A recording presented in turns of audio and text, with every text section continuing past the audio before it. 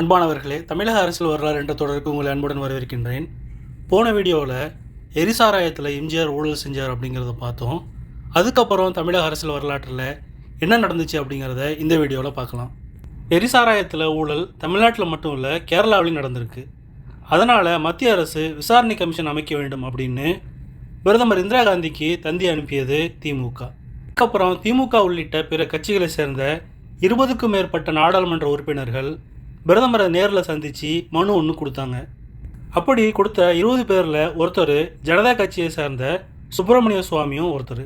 எரிசாராய ஊழல் பற்றி நாடாளுமன்றத்தில் பேசிய இந்திரா காங்கிரஸுடைய உறுப்பினர் கே லக்கப்பா, நமது நினைவு கேட்டிய அளவில் இது ஒரு பெரிய ஊழல், இதில் இதுவரைக்கும் வெளிவந்திருக்க உண்மையெல்லாம் கோடியில் ஒரு துளியே அப்படின்னு சொன்னார். திமுகவுடைய அதிகாரப்பூர்வமான நாளேடான முரசொலியில் இதோ மத்திய விசாரணை வரப்போகிறது, அதோ மத்திய விசாரணை வந்து கொண்டிருக்கிறது அப்படிங்கிற ரீதியில் செய்திகள் வெளியாச்சு. இந்த நிலையில் மத்திய அரசுடைய விசாரணைனா அது சிபிஐ விசாரணையா இல்லை சுப்ரீம் கோர்ட் நீதிபதி தலைமையிலான விசாரணையா அப்படிங்கிற கேள்வியும் எழுந்துச்சு. அதுக்கு பதிலளிக்கக்கூடிய வகையில் பேசிய மத்திய உள்துறை அமைச்சர் கியானி ஜெயில் சிங், ஊழலின் தன்மையை பொறுத்து எந்த விசாரணை அப்படிங்கிறது முடிவாகும் அப்படின்னு பதிலளித்தார். இதன் மூலம் மத்திய விசாரணை நடக்கப் போகிறது அப்படிங்கிறது உறுதியாச்சு.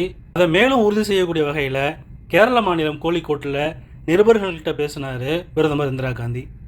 எரிசாராய ஊழல் அப்படிங்கிறது ஒன்றுக்கு மேற்பட்ட மாநிலங்கள் சம்மந்தப்பட்டிருப்பதால் மத்திய அரசு கமிஷன் அமைப்பது நியாயமானது, அதற்கான அதிகாரம் மத்திய அரசுக்கு இருக்குது. அதனால் மாநில அரசின் விவகாரத்தில் மத்திய அரசு தலையிடுகிறது அப்படின்னு அர்த்தம் ஆகாதுன்னு சொன்னார். பிரதமருடைய அறிவிப்பை தொடர்ந்து ஒரிசா மாநில உயர்நீதிமன்ற நீதிபதியான எஸ்கே ரே அப்படிங்கிறவருடைய தலைமையில் விசாரணை கமிஷன் ஒன்றை மத்திய அரசு நியமிச்சிச்சு. எரிசாராய ஊழல் தொடர்பாக 6 பிப்ரவரி 1980 அன்னைக்கு இந்திய நாடாளுமன்ற உறுப்பினர்கள் கொடுத்த முறையீட்டில் கூறப்பட்டுள்ள 11 புகார்களையும் கேரள சட்டமன்ற உறுப்பினர்கள் கொடுத்த புகார் மனுவில் உள்ள 9 புகார்களையும் ரே கமிஷன் விசாரிக்கும் அப்படின்னு மத்திய உள்துறை அமைச்சகம் அறிவிச்சிச்சு. குறிப்பாக கலால் துறைக்கான பொறுப்பை தன்வசம் வைத்திருக்கும் முதலமைச்சர் எம்ஜிஆர் தனது அதிகாரங்களை தவறான முறையில் பயன்படுத்தி சாராயத்தை வெளி மாநிலங்களுக்கு கொண்டு செல்ல பெர்மாட்டிகளை கொடுத்ததன் மூலம் பெருமளவு நிதி வசூல் செய்தாரா அப்படின்னு கண்டறியுமாறு கமிஷன் கேட்டுக்கொள்ளப்பட்டது. சூழ்நிலையில் திமுகவுடைய முகாம் உற்சாக வெள்ளத்தில் மிதந்திருந்துச்சு. இடதுசாரி கட்சிகள் கொதித்து எழுந்துவிட்டன. கேரளாவில் ஆட்சி செய்வது மார்க்சிஸ்ட் கம்யூனிஸ்ட் கட்சி, தமிழ்நாட்டில் ஆட்சியில் இருப்பது கம்யூனிஸ்டுகளுடைய கூட்டணி கட்சியான அதிமுக. தமிழ்நாடு, கேரளம் அப்படின்னு 2 மாநில அரசுகளும் தனித்தனியே விசாரணை கமிஷன்களை அமைத்துள்ள நிலையில் மத்திய அரசு தனி கமிஷன் அமைச்சிருக்கிறது சரியான செயல் அல்ல, அரசியல் சாசனத்துக்கு முரணான காரியம். மாநில அரசுகளை மிரட்டு நோக்கத்துடனேயே மத்திய அரசு விசாரணை கமிஷனை நியமிச்சிருக்கு அப்படின்னு இடதுசாரிகள் வாதிட்டாங்க. இடதுசாரிகளுடைய கருத்தை மத்திய அரசு ஏற்கவில்லை. 2 மாநில அரசுகளும் முரண்பட்ட அறிக்கைகள் தருவதை தவிர்க்கவே மத்திய அரசு விசாரணை கமிஷன் அமைச்சிருக்கு. ஆகவே 2 மாநில அரசுகளும் அமைத்துள்ள கமிஷன்களை கலைத்துவிட வேண்டும் அப்படின்னு மத்திய உள்துறை இணையமைச்சர் யோகேந்திர மக்வானா அவங்க சொன்னார். இவங்க நேர்மையானவர்களாகவும் தவறு செய்யாதவர்களாகவும் இருந்தால் மத்திய அரசு நியமித்துள்ள விசாரணை கமிஷனை கண்டு ஏன் பயப்படணும் அப்படின்னும் கேள்வி எழுப்பினார். ஆனாலும் அதிமுகவும் கம்யூனிஸ்டுகளும் அமைதியாகல. அரசியல் காரணங்களுக்காக மத்திய அரசு மாநில விவகாரங்களில் தலையிடுகிறது அப்படின்னு குற்றம் சாட்டினாங்க. தீவிர எதிர்ப்புகளுக்கு மத்தியில் ரே கமிஷன் விசாரணையை தொடங்குச்சு. இன்னொரு பக்கம் பார்த்தீங்கன்னா நீதிபதி ரஞ்சித் சிங் சர்க்காரியா தலைமையிலான விசாரணை கமிஷன் இடைக்கால அறிக்கையை தாக்கல் செஞ்சிருந்துச்சு. இடைப்பட்ட காலத்தில் இந்திரா காந்தி அரசுக்கு பதிலாக மொரார்ஜி தேசாய் அரசு அமைஞ்சதுக்கப்புறம் சர்க்காரியா கமிஷன் வாபஸ் பெறப்படும் அப்படின்னு எதிர்பார்ப்புகள் எழுந்துச்சு. ஆனால் இப்போ மீண்டும் ஒரு அரசியல் மாற்றம் உருவாச்சு. மீண்டும் இந்திரா கருணாநிதி கூட்டணி உருவாச்சு. தன் மீதான சர்க்காரியா கமிஷனை வாபஸ் பெறுவதற்காகவே இந்திராவுடன் கூட்டணி அமைச்சார் கருணாநிதி அப்படிங்கிற விமர்சனம் பலமாக இருந்துச்சு. அந்த விமர்சனத்தை உறுதி செய்வது போல கலைஞர் கருணாநிதி மீதான வழக்குகளை மத்திய அரசு விலக்கிக் கொள்ள இருப்பதாக செய்திகள் வெளியாச்சு. அந்த செய்திகளை உறுதி செய்யக்கூடிய வகையில் மத்திய புலனாய்வுத்துறையின் வழக்கறிஞர் நம்பீசன் நீதிமன்றத்தில் ஆஜராகி கலைஞர் கருணாநிதி மீது தொடுக்கப்பட்ட 2 வழக்குகளையும் தன்னால் தொடர்ந்து நடத்த முடியாது அப்படின்னு மனு தாக்கல் செஞ்சார். உடனடியாக தமிழக அரசுடைய சார்பில் எதிர் மனு தாக்கல் செய்யப்பட்டுச்சு.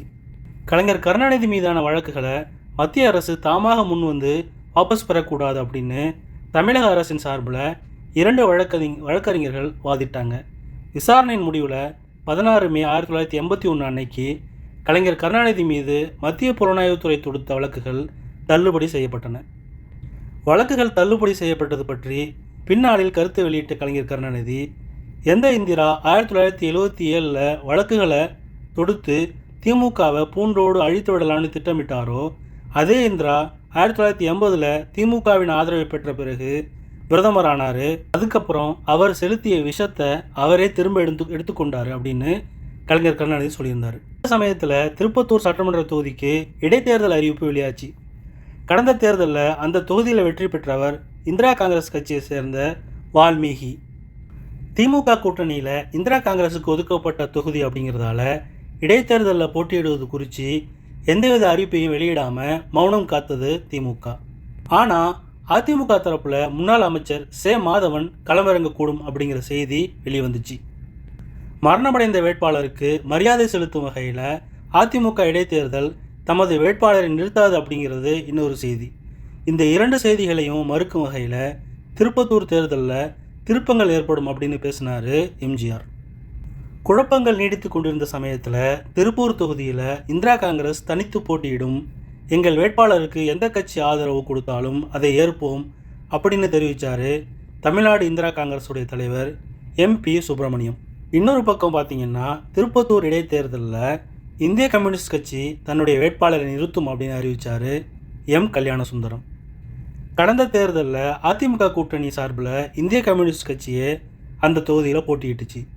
ஆகவே இந்த முறையும் அதிமுக மார்க்சிஸ்ட் ஆதரவுடன் களமிறங்கும் அப்படின்னு இந்திய கம்யூனிஸ்ட் கட்சி சொல்லிச்சு.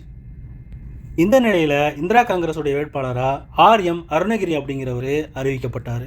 மேலும் இந்திரா காங்கிரஸ் கட்சியுடைய வேட்பாளருக்கு அனைத்து கட்சிகளுடைய ஆதரவும் கோரப்படுவதாக இந்திரா காந்தி அறிவித்தார். இந்திரா காங்கிரஸ் எங்களை பிரத்யோகமாக அழைச்சா மட்டும்தான் திமுக பிரச்சாரம் செய்யும் அப்படின்னு அறிவித்தார் கலைஞர் கருணாநிதி. ஆனால் அப்படி ஒரு அழைப்பு கடைசி வரைக்கும் அனுப்பப்படவே இல்லை. அதனால் திமுக பிரச்சாரத்தில் ஈடுபடவில்லை. எம்ஜிஆரை பொறுத்த வரைக்கும் முடிவெடுக்கக்கூடிய விஷயத்தில் குழப்பத்தில் இருந்தார். உடனடியாக கூட்டணி கட்சிகளை அழைச்சி பேசினார். திருப்பத்தூரில் அதிமுக போட்டியிட்டால் நாங்கள் அனைவரும் ஆதரவு தருவோம் அப்படின்னு 7 கட்சி தலைவர்களும் சொன்னாங்க. அப்படி அதிமுக போட்டியிடாத பட்சத்தில் நாங்கள் நிறுத்தும் வேட்பாளரை ஆதரிக்க வேண்டும் அப்படின்னும் கோரிக்கை வச்சாங்க. ஆனால் அந்த கோரிக்கையை எம்ஜிஆர் ஏற்கலை. இதனால் இந்திய கம்யூனிஸ்ட் கட்சி வேட்பாளரை நிறுத்திச்சு. ஜனதா கட்சியும் களத்தில் இறங்குச்சு. தேர்தல் பிரச்சாரத்தில் தீவிரமாக ஈடுபட்டது இந்திரா காங்கிரஸ். பிரச்சாரத்துக்கு வாருங்கள் என்று நேரடியாக அழைப்பு விடுக்காத சமயத்திலையும் திருப்பத்தூர் சென்று பிரச்சாரத்தில் ஈடுபட்டார் எம்ஜிஆர். எங்கள் மேடையில் வேறு எந்த கட்சியினரையும் ஏற்ற மாட்டோம் அப்படின்னு அறிவிச்சிருந்தார் இந்திரா காங்கிரஸுடைய தலைவர் MP சுப்பிரமணியம். அதன் காரணமாக எம்ஜிஆர் வேன் மூலமாகவே பிரச்சாரங்களை செஞ்சார். தேர்தல் முடிவு இந்திரா காங்கிரஸுக்கு ஆதரவாக வந்துச்சு. அதன் வேட்பாளர் அருணகிரி அபார வெற்றியை பெற்றிருந்தார். இதுக்கப்புறம் தமிழக அரசியல் வரலாற்றில் என்ன நடந்துச்சு அப்படிங்கிறத அடுத்த வீடியோவில் பார்க்கலாம். நன்றி, வாழ்த்துக்கள்.